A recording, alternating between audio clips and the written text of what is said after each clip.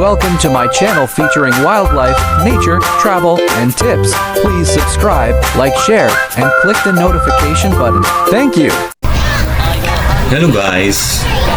Ito ang tinatawag na millipede o singsing-singsingan ay isang arthropod na may higit 20 paa o higit pa.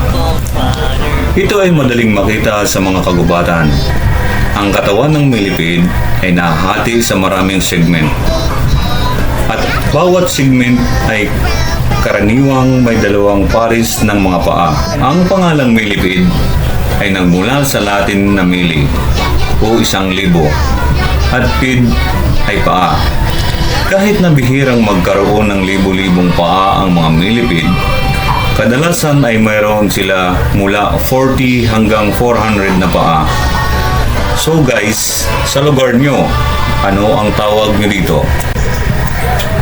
Maraming salamat sa panonood. Naway nakapagbahagi ako ng dagdag kaalaman sa inyo. Huwag pong kalimutan mag-subscribe, like at share at click the notification bell din kayo sa bago kong mga videos. Salamat!